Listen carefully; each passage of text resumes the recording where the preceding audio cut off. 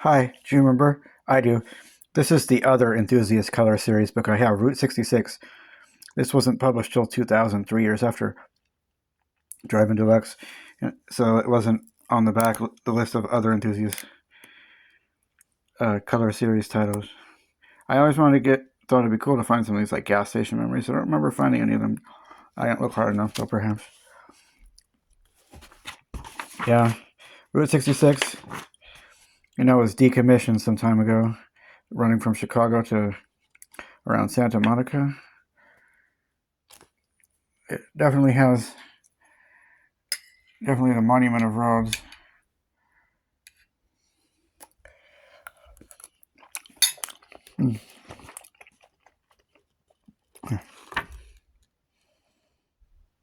But this text might better do Route 66 justice.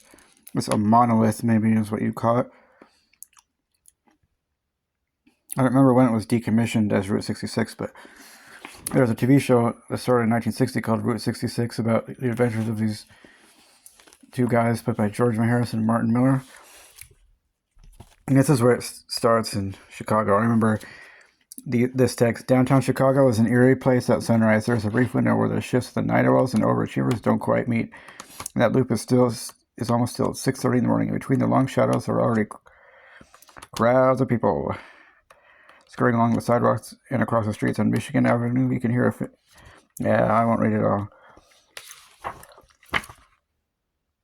Now, once you get out of the big urban area of Chicago, or maybe in the urban area of Chicago, but not in the metro area of Chicago, but not in the urban area, there's the Castle Car Wash in Cicero, Illinois. I don't know how you pronounce that town, but then I remember this place called Del Rio's Chicken Basket. Its reputation is international. This is from 2000. This is old.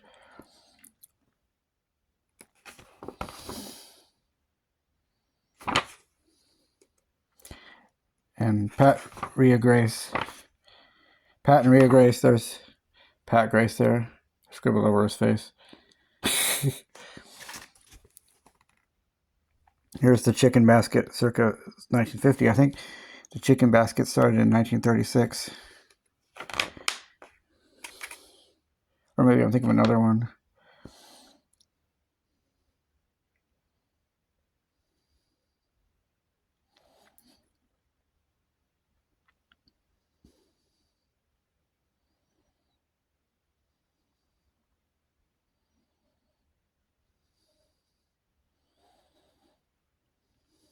Get that Gemini Giant in Wilmington.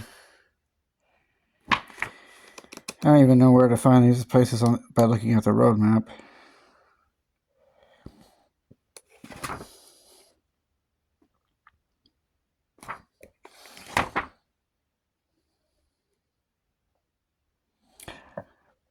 Now, it was once a modern gas station, now just a makeshift tavern. Long before cruise control drive-through windows and rest stop vending machines, travelers relied on spots such as the Dixie Cafe for a hot meal.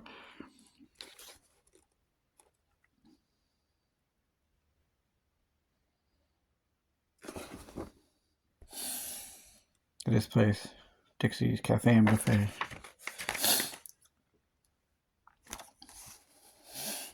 Pig Hip Restaurant. That is a place that opened in 1936. And there's a museum of Route 66 inside there. Yeah, wait a minute. No. That's at Dixie Truckers. And in 1991, this Pig Hip Restaurant closed. That was the owner, Ernie Edwards. Really quaint. Route 60, some of these places are really quaint. Like, quaint is that. It's my heyday of reading this book was kind of when I was in my heyday watching the Brady Bunch. These DVDs haven't been watched in ages.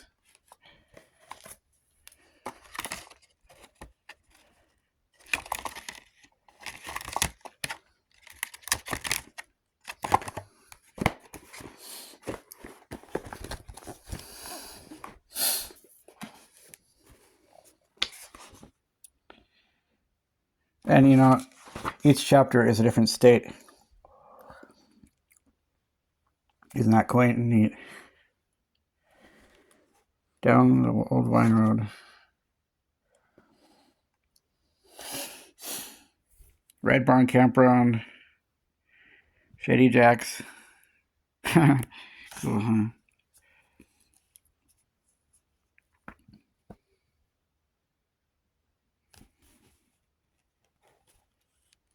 Yeah, that was about 2010 when this book was in heyday for me. But I got this book in 2002 at Powell's Books in downtown Portland, where I even saw the basketball player David Robinson there when he was having a game. The Ozark Court Motel.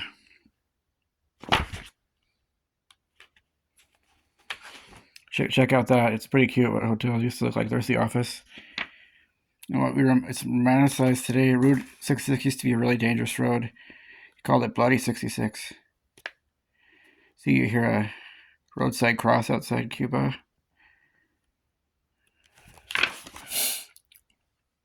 Here's yard sales springing up in southern Missouri. My brother actually went to medical school in St. Louis and lived there for several years, so I visited a couple of times. Here's Joplin's main drag, Route 66. Joplin is a good-sized city, I think. I don't know, it has at least 50,000 something, I think.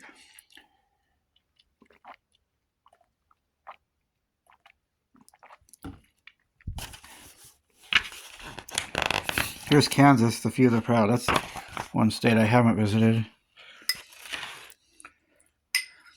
Wichita is the biggest city, but it seems like Kansas City is, because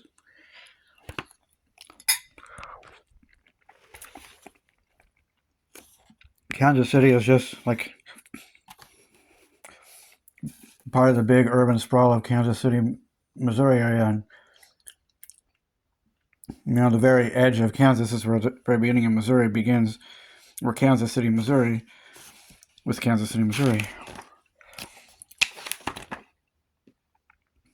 Eisler Brothers General Store. Sign paying tribute to, it only goes through Kansas for 13.2 miles. Just read what it says. Welcome to Kansas, Route 66, 132 miles, tying 66 together, 13.2 miles from Chicago to LA, in constant use from 1926 to 1960, a joint project of Cherokee County Commission and the Kansas Historic Route 66 Association, 1994. Oh, boy, what a startling apparatus there. Not apparatus, I don't think that's the right word. When you get into Oklahoma, see this oddball gift to an intended bride. The Blue Whale swimming hole attraction near Catoosa has received a fresh coat of paint and had its hat restored. While passé to the locals, travelers are often startled by the behemoth in the middle of nowhere. Oklahoma is another place that I never visited. Miami, the Coleman Theater, has gone through years of wavering business and states of repair these days, though not all at once was. The old movie house is the pride of downtown. All stately, old-fashioned, traditional. Just outside of Sapulpa, the old Red Bed Bridge is one of the few spots along the road where Route 66 and Old Route 66 are so marked. How about that? Oklahoma Jazz Hall of Fame in Tulsa. I've talked about that in one of my older videos. Oklahoma City and Tulsa, you know, of course, the two big cities in Oklahoma.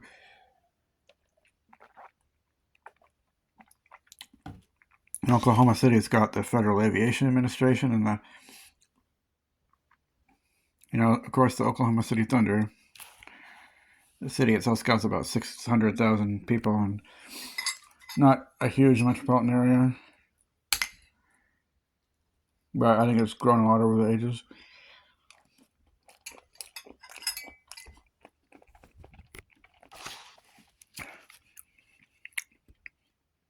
The Rock Cafe in Stroud, long a favorite stop for Route 66 travelers.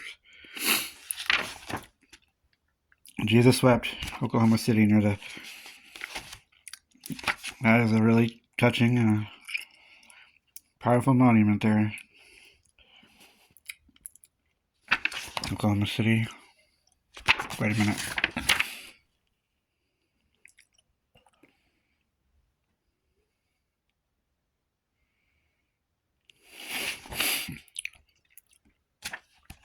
You know,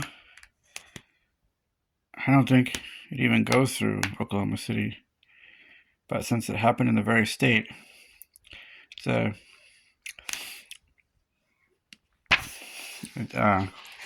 only made sense that anywhere that they have a monument like that. Lucille Harmon's gas station near Hydro was a mainstay along Route 66 for over 50 years, although she passed away in 2000, the year the book was published. Pilgrims still stopped to stare in her windows and reflected the simple cross memorial to the mother of the Mother Road. Well, these just off the beaten trails have a lot more appeal, I think, than the modern urban places. Long before its Yukon, Oklahoma was the claim to fame as the hometown of Garth Brooks, but it was long before famous for its flour mill. I don't think there's very many. Garth Brooks is definitely one of the best country singers. He wrote really creative and spiritual songs, Standing Outside the Fire, We Shall Be Free, The River, Do What You Gotta Do, The Change, which is actually about the Oklahoma City bombing and faith and courage in people. There's not many songs of his I just don't. Well, the one song I think of I don't care for is Papa Love Mama, which is just, a really silly tune about a jealous husband who's a trucker and a unfaithful man crazy wife, and from there what happens. That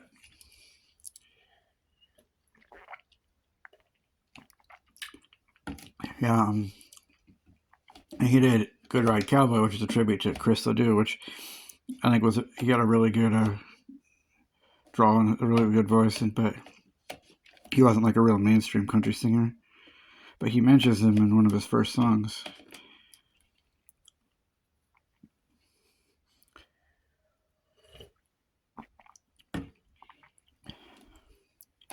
The Route 66 Museum in Clinton. You can view the history of the road by decade, from the possessions of a Dust Bowl family to the psychedelic Volkswagen of Latter-day refugees. Oh, Elvis passed through at the Golden Crown Motel on Route 66. Today it is owned by the Best Western chain. Presley's room is preserved exactly as it was in the 60s when the singer last stayed there. Again, this is a pretty old book. Really old book. Papa Hicks Restaurant, another quaint place that takes me back to this time. Or that state of mind, rather, because I'm sure that was long before the Brady Bunch. Papa Hicks Restaurant. Yeah, it closed from an electric fire in 1999, and no plans were to rebuild.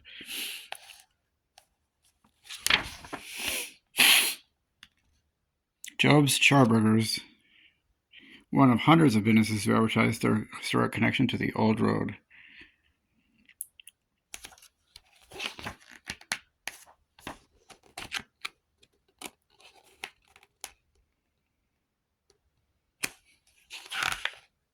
You might not have too much context for everything because I'm looking at the pictures mostly, but it should be cool enough for you to be interested in it. Known for as much for its food as its classic Art Deco architecture, the U-Drop-In is a landmark better appreciated across the country and around the world than in its home in Shamrock.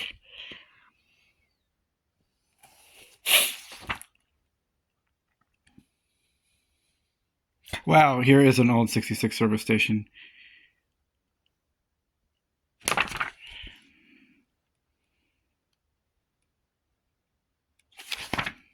And it looks like it goes for places like Amarillo, which is a mid-sized city with a zoo, about 180,000 people maybe.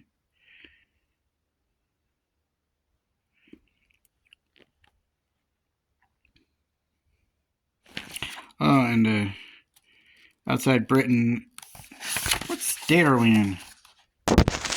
Texas. Look at this, leaning water tower is enough to get people driving through to stop and investigate and drop a few dollars. Oh, yeah. One really off the beat trail kind of restaurants where the Big Texan Restaurant and Motel with musical reviews, clean rooms, and a free 72-ounce steak under the conditions you eat it and the company and the side dishes within an hour. Few attempt it, and few, even fewer, leave without paying.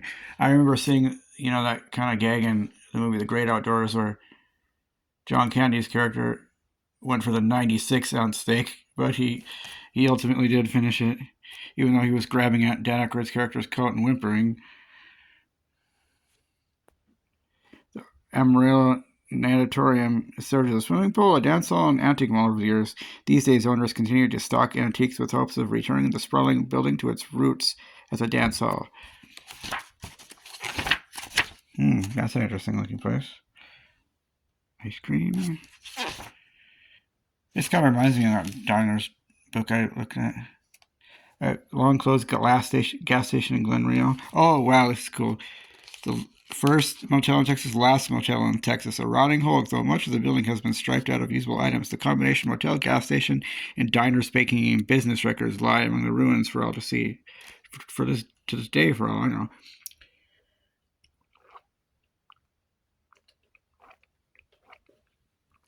It short kicks on Route 66.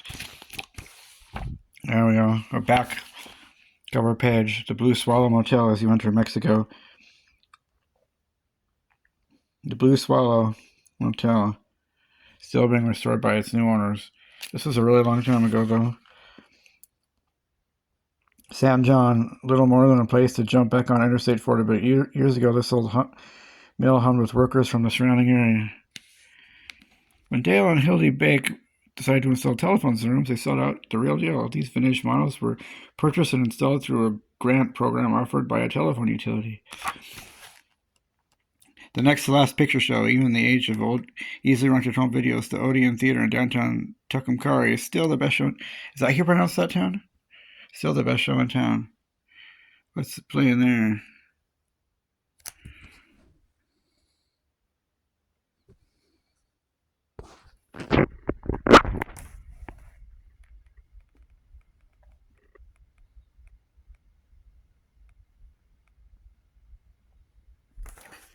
Can't tell.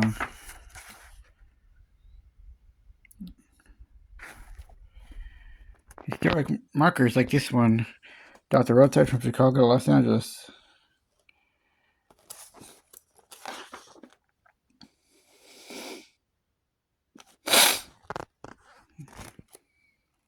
Here's this place, the El Rey Inn on the edge of Santa Fe. The plaza is often expensive and rooms are booked far in advance.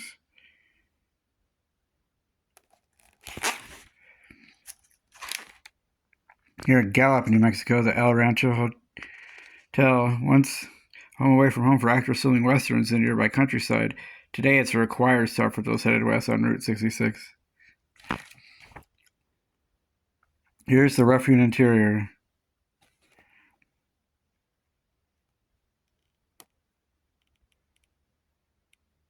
This was kind of one of the places used a lot in the prime day of the Western, and TV crews often visit while filming Route 66 documentaries inside this Rancho Hotel. Here we are in Arizona. Here at the base of the dramatic cliffs, the Chief Yellowstone Trading Post near Lupton, the first stop for gas, cigarettes, and Navajo blankets once you cross the Arizona border. Arizona is a gorgeous place, I think. But it looks about the closest to planet Mars. In the petrified forest here, you can get arrested for removing even a splinter of wood.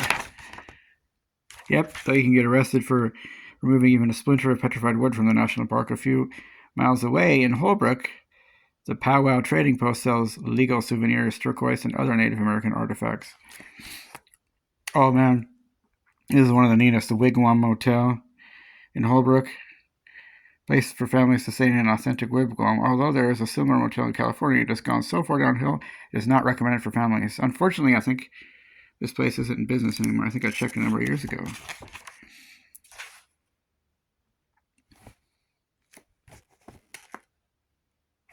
Here are some oversized arrows, another roadside attraction near Twin Arrows, Arizona.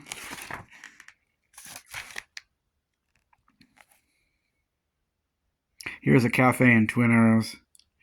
You can almost imagine the legion of truck drivers and traveling salesmen that must have had a quick bite of home cooking at this cafe in Twin Arrows before venturing back out on Route 66.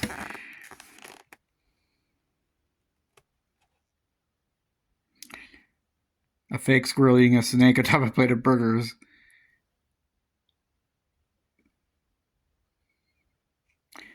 Yeah. And look at the Snowcaps company car.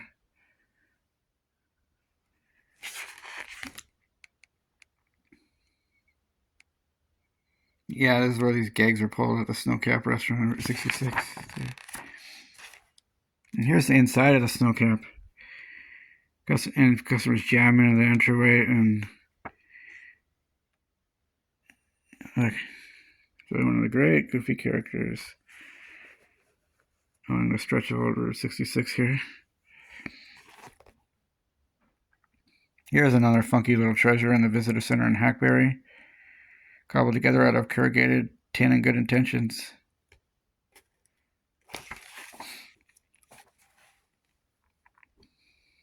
West of Kingman, Route 66 goes native. In the old mining town of Oatman, burros roam the streets freely. Decades ago, the pack was set free by miners and has been reproducing in the hills ever since. Many shops have signs imploring tourists not to feed them anything but oats, since they tend to metabolize anything else cooking. You know, I don't know why donkeys, you know, I've been used to personify the, you know what, like you're making a you know what out of yourself. I, swear as little as humanly possible, and I guess that is considered a swear. When I've known they're mellow, cute animals. Here's Cactus Joe's in Oatman. Inside, a favorite lunch item is a stinking garlic cheeseburger, patty fried in garlic, topped with garlic and mushrooms, and served with a clove of garlic garnish. Probably very, very processed. Here we are in the most populous state in the Union, California. They have an exotic world burlesque museum. Oh, Baghdad, Arizona. Little more than a memory, the Baghdad Cafe in Newberry Springs was the inspiration for both a movie and a short-lived television sitcom. The story of a Bazarian woman who leaves her husband and stays to work at this restaurant is extremely popular throughout Europe. I don't even know I forget what that show's called. Here's a vintage police car outside Roy's Motel and Cafe in Amboy, California. This has been a landmark stop-off for traders and travelers and servicemen from the nearby Marine Corps training facilities, and often shows up in print ads and television commercials.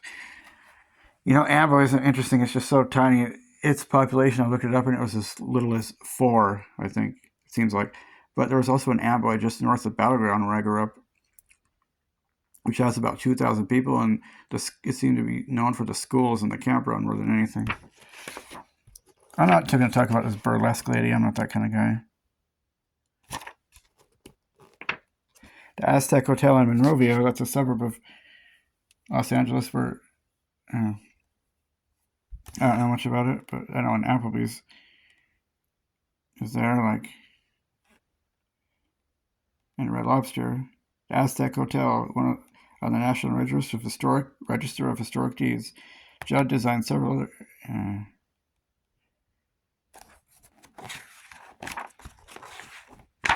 And here's the Fair Oaks Soda Fountain, Pasadena.